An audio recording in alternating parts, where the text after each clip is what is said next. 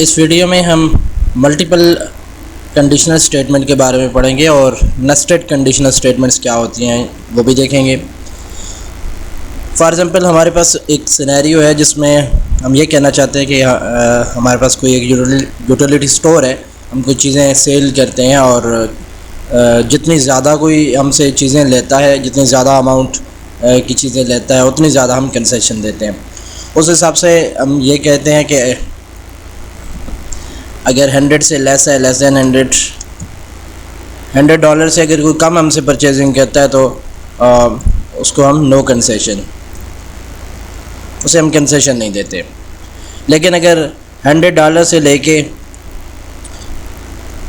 $200 तक लेता है तो उसे हम 5% डिस्काउंट देते हैं।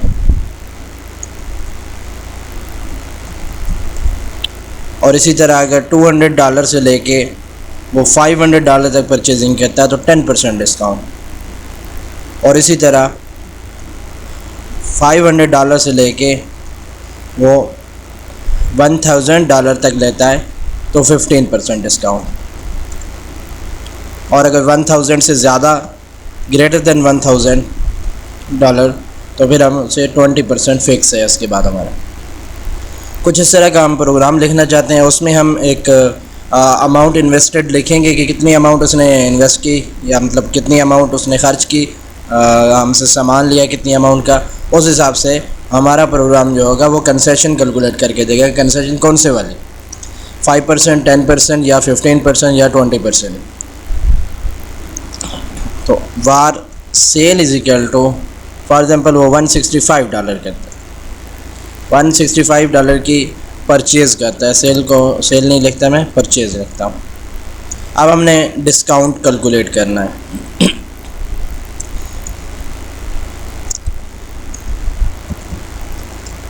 वार डिस्काउंट इज इक्वल टू 0। हमने सपोज किया कि डिस्काउंट 0 है।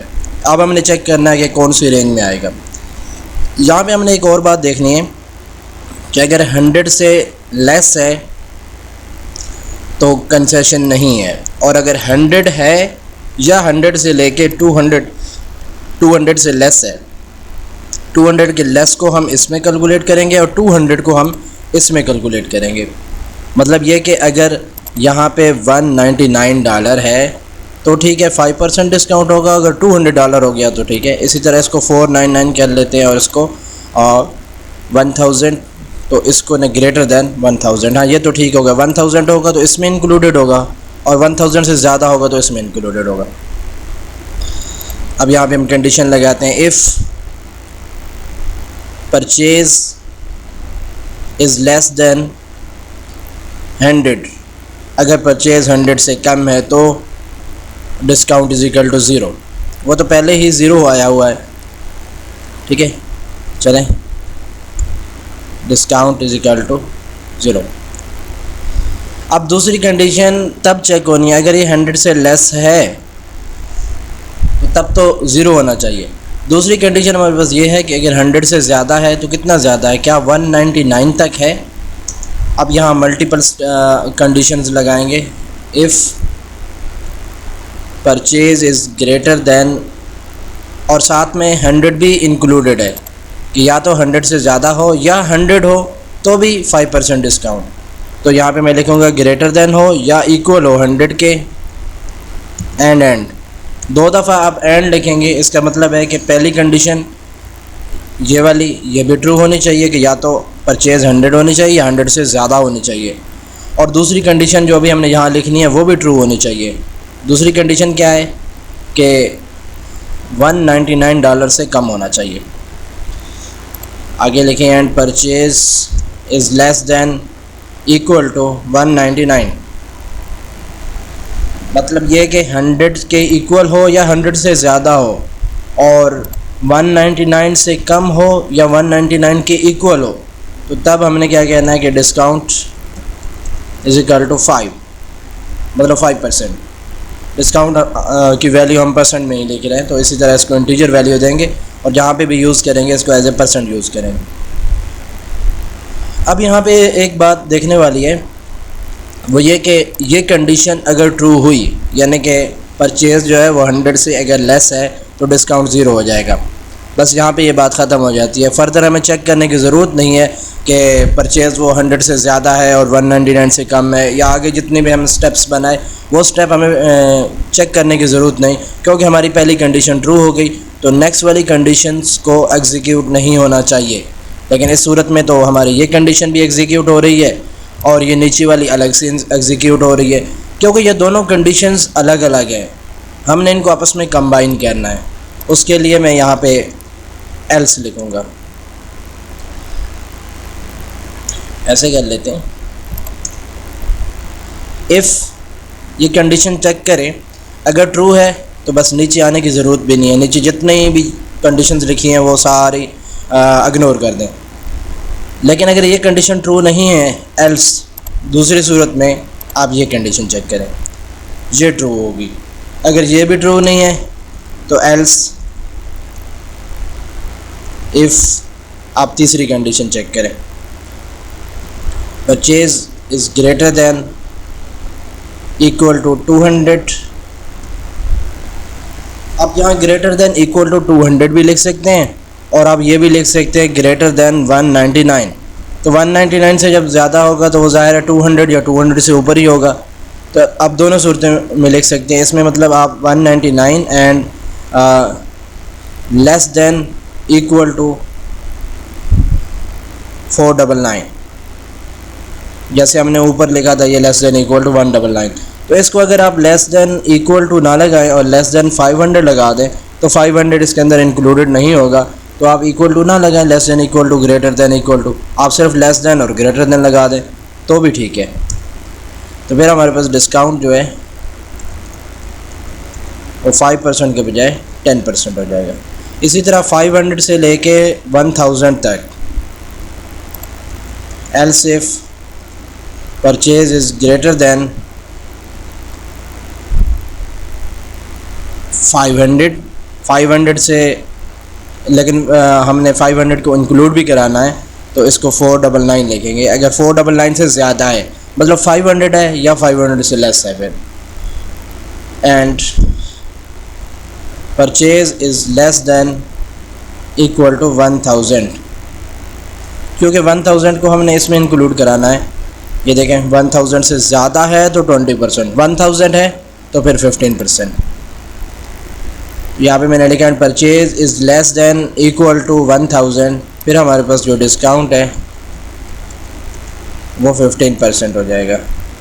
और लास्ट में हमारे पास ये है कि 1000 से ज़्यादा हो, तो यहाँ पे आप एल्स इफ़ नहीं लिखेंगे, सिर्फ एल्स लिखेंगे।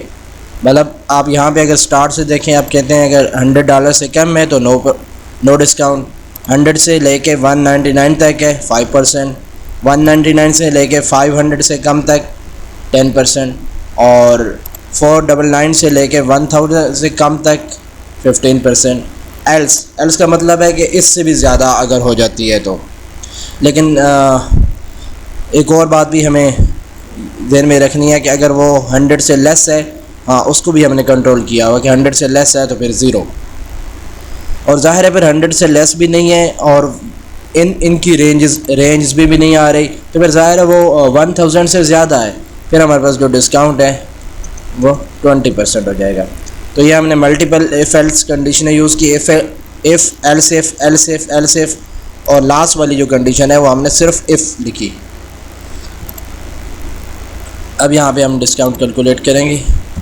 कंसोल पहले डिस्काउंट ले लेते हैं, वार यूज़र डिस्काउंट या customer discount CD is equal to purchase into discount. ठीक है, तो ये हमारे पास 20% डिवाइडेड बाई 100, तो ये हमारे पास आ जाएगा कि यूज़र ने हमसे जितनी परचेजिंग की उसके अगेंस्ट मुझे कितने डॉलर का डिस्काउंट मिला, वो आप कंसोल पे राइट करवा दें।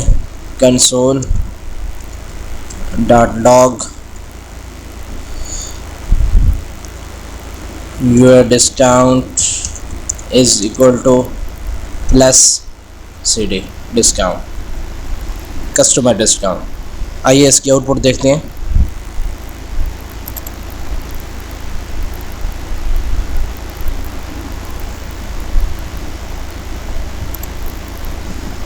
यहाँ से कंसोल में जाते हैं, अच्छा, यहाँ पे हमने कुछ सिंटैक्स की मिस्टेक की है, इस पर क्लिक करें तो ये बता रहा है कि आपने यहाँ पे सिंटैक्स की मिस्टेक की है।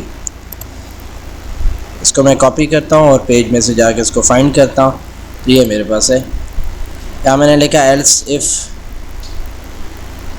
Purchase greater than 199 and less, हाँ, एंड यहाँ पे परचेज लिखना था, and purchase less than 500। Console इसकी बड़ी मददगार साबित होती है। आपने कोई भी एरर निकालना है उस सिलसिले में आप पेज को रिफ़्रेश करें। अब फिर हमारे पास एक एरर आया,